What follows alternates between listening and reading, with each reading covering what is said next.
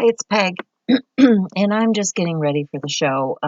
We do a little bit of background stuff, and I'm showing you some of the products that I'm going to put out here on my craft mat on my desktop. I'm using an assortment of things. You don't have to stick with one variety.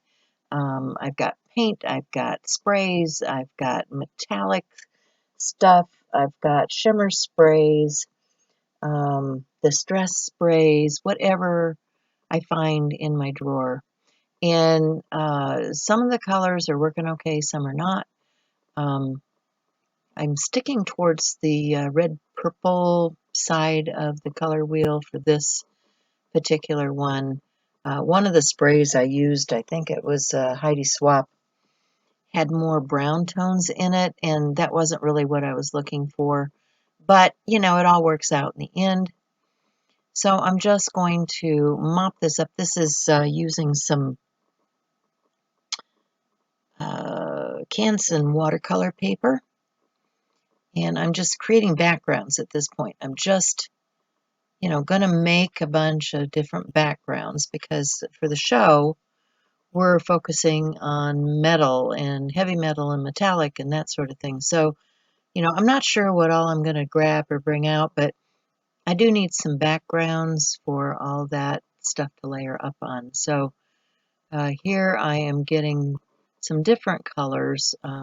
These are from different makers. I have some bronze colored stuff from Prima. I've got some yellow tone stuff from, I don't know who, I think maybe Deco Art. And I'm looking on this one to go more towards the fall colors. It's September and I'm starting to feel those fall colors in my work. I know Shell doesn't tend to go towards the yellows and browns and things. I like them. I like using the bronzes and things, especially in my work in the fall. So I'm just going to continue to create backgrounds, colorize things. If you have any questions about this whole process, just put them in the comments below. I'm adding some green to this also. I had some, I think, distress oxide in is it peeled paint? Something like that. Because I want some green. I like green and purple contrast, and so I'm going back to some of those purple pieces and adding some of that green in on some of those purple pieces too. They're just pretty together. And after all, it's a background, right? I can do anything I want. It's a background.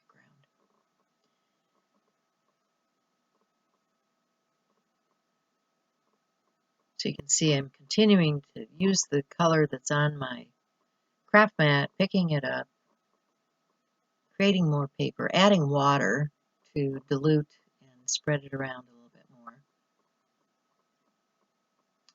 There you go. I'm going back into one of those purple pieces and adding some of those yellow tones to that.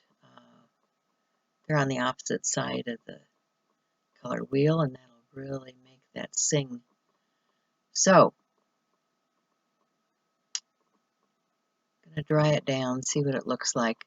I also add in some eye zinc dye spray. This stuff is pretty amazing. It's like super shimmer.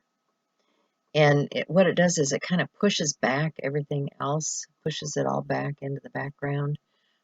It's almost like a frosty effect. I'm just getting some archival ink now and edging this piece. I've got that in a dandelion and a, what's that other color? I think that purple is a true deep purple. Using some alcohol to clean that up. And now I'm testing out some of these other sprays, just to see what they look like. Different manufacturers and products look different in the bottle than what they actually spray out like. So, I'm just testing on a piece of paper to see what I like, what I want to combine to make the next thing. So here I go with that eye zinc, and you'll see it shimmer here. Can you see yeah, see how it frosts over and makes everything kind of frosty? Like a frosty morning in the fall, right? So I'm just going to dry down these pieces so that they're ready for the show. I'm going to go find some of my other metallic pieces and get ready. And let me show you these. I'm going to line them up here a little bit so you can see all the products and see the mess I made on my desk. All right.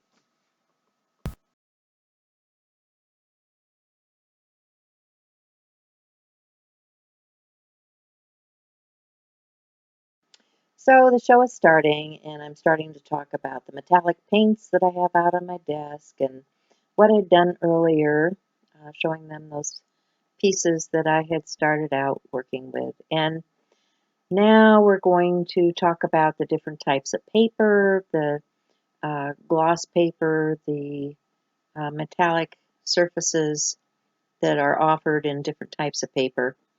And if you want to see the whole show in its entirety, go over and watch Art Joy is Sharing. That's where we do the live hour-and-a-half show.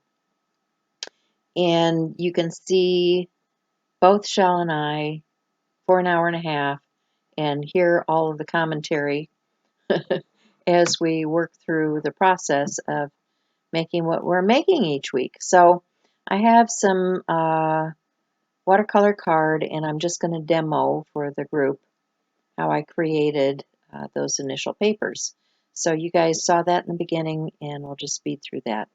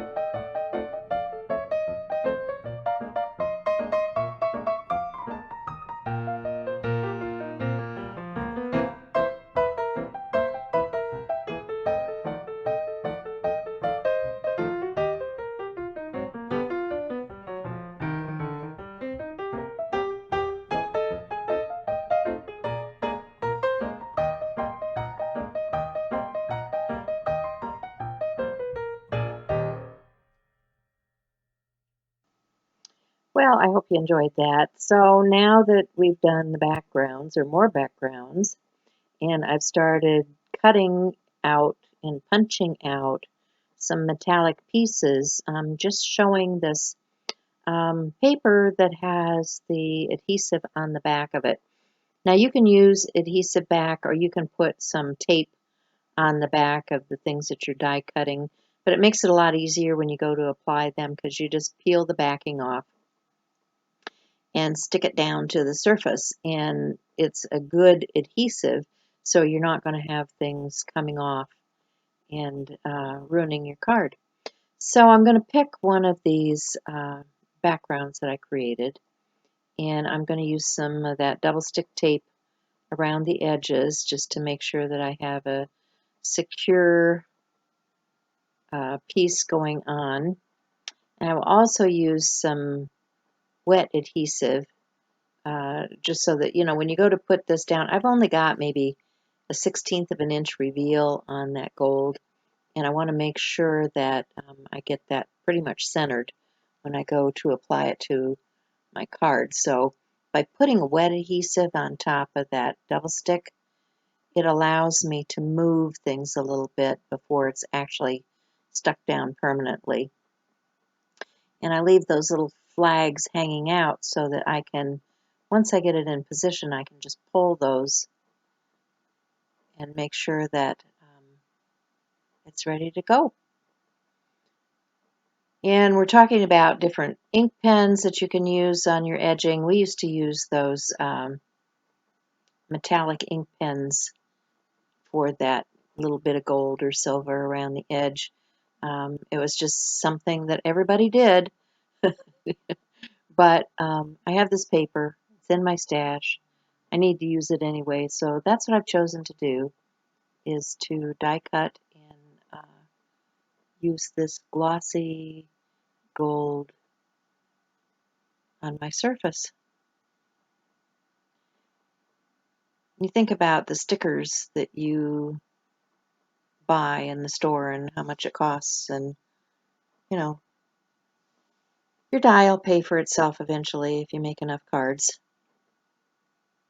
Sometimes you can even buy the dies in places like Tuesday Morning and get a discount. So that's about all that I did, was take those backgrounds and create some more cards and just talk to the audience. So not a lot of content from this point on, unless you just enjoy watching me assemble the cards. So thanks for watching, and I will see you again next time. Bye for now.